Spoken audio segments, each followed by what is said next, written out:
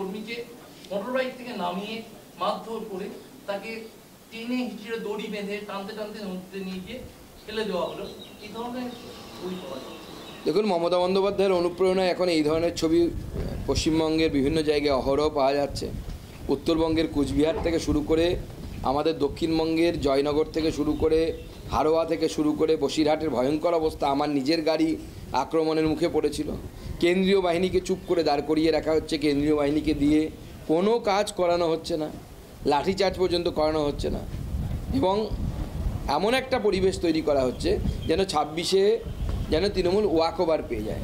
তৃণমূল যদি ভেবে থাকে যে এইভাবে তৈরি করে সন্ত্রাসের বাতাবরণ তৈরি করে অত্যাচার করে বিজেপিকে চুপ করিয়ে দেবে, বিজেপির কর্মীদেরকে বাধ্য করবে বিজেপি ছাড়ার জন্য বা বিজেপি না করার জন্য, তাহলে আমি পরিষ্কার বলে দিচ্ছি মুখ্যমন্ত্রী মূর্খের স্বর্গে বাস করছেন। 26-এর আগে বিজেপি আরও বেশি শক্তিশালী হয়ে 26-এ তৃণমূল কংগ্রেসকে আমরা পরাজিত করব। রাজ্যের আমলারা বিজেপি নেতাদের সঙ্গে যোগাযোগ রাখছেন। এক্সে বিস্ফোরক বিজেপি আইটি সেলের প্রধান অমিত মালভিয়া আমলারা নিয়মিত মমতার পদক্ষেপের বিষয়ে আমাদের জানাচ্ছেন। নবান্নে যে ক্লোজ ডোর বৈঠক হয়েছিল সেখানে মোবাইল নিষিদ্ধ ছিল, সেই বিষয়টি উল্লেখ করেও কটাক্ষ করলেন অমিত মালভিয়া। আপনাদের সঙ্গে কি সত্যি যোগাযোগ রাখেন আমলারা? উনি যে বক্তব্য রেখেছেন। দেখুন, আমলারা যোগাযোগ রাখতেই পারেন, এতে অসুবিধার কী আছে? বিরোধী দলের সাথে আমলাদের কেন যোগাযোগ থাকবে না? থাকতেই পারে, না থাকার কী আছে? খেজুরিতে প্রকল্প হুঁশিয়ারি কুণাল ঘোষের, বিজেপি নেতাকর্মীদের হুঁশিয়ারি দিলেন কুণাল ঘোষ। বিজেপির হামলাকারীদের তালিকা তৈরির নির্দেশ তিনি দিয়েছেন, পাশাপাশি তৃণমূলের উপর হামলা হলে অ্যাকশন হবে, সরকারি প্রকল্পের সুযোগ সুবিধা বন্ধ করে দেওয়া হবে, এমন হুঁশিয়ারও কুণাল ঘোষ দিয়েছেন। এর সঙ্গে একটা লাইন সংযোজন, যে খেজুরির অশান্তি যদি বন্ধ না হয় তাহলে বাইরে বিজেপিকে কে বাঁচাবে আমরা দেখে থাকি।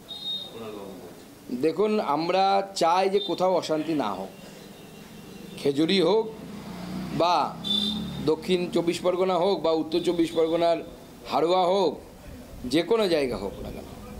তৃণমূল কংগ্রেসের কাছে আমার অনুরোধ যে আপনারা 29টা সিট পেয়েছেন, ভালো কথা। কীভাবে পেয়েছেন না পেয়েছেন আমি ওতে যাচ্ছি না, সময় এলে পরে তখন আমরা দেখে নেব, আমরাও সিট পাইয়ে দেখিয়ে দেব, তখন কথা হবে। কিন্তু তার আগে এই যে বাতাবরণ, 28টি রাজ্যে ভোট হলো, কোথাও কোনো হুমকি নেই, চমকানো নেই, কারো বাড়িতে একটা ইট পড়েনি, পশ্চিমবঙ্গে একমাত্র এক্সেপশন। এটা কেন হবে? আমার প্রশ্ন হচ্ছে এটা। মমতা বন্দ্যোপাধ্যায় তো কথায় কথায় এগিয়ে বাংলা বলেন, এটা কি এগিয়ে বাংলা নিদর্শন? রাজনৈতিক হিংসা কি কোনোভাবে কাম্য? এবং আমি অদ্ভুত এবং অবাক হয়ে যাই যখন বুদ্ধিজীবীরা মাঝে মাঝে বেরিয়ে এসে ভোটের আগে বলেন বিজেপি, নো ভোট টু বিজেপি। তারা এই ধরনের হিংসাকে কিভাবে সমর্থন করে?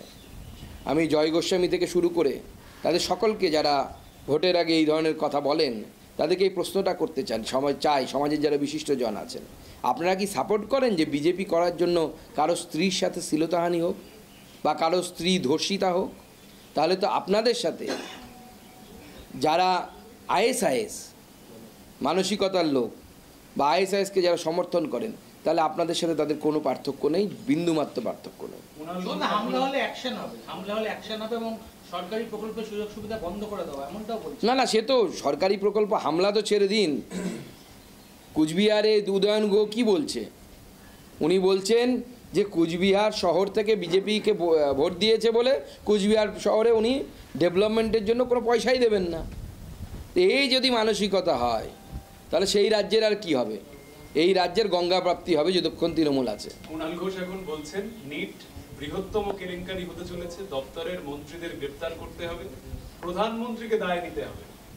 ওনার ভাট বকা অভ্যেস, বহুদিনের অভ্যেস, ত্যাগ করা তো অত সহজ নয়, মাঝে মাঝেই বকেন। ওনাকে বলুন সুদীপদার সাথে একটু ভালো করে গিয়ে চা খেয়ে আসতে। হঠাৎ তৃণমূল নিট নিয়ে তো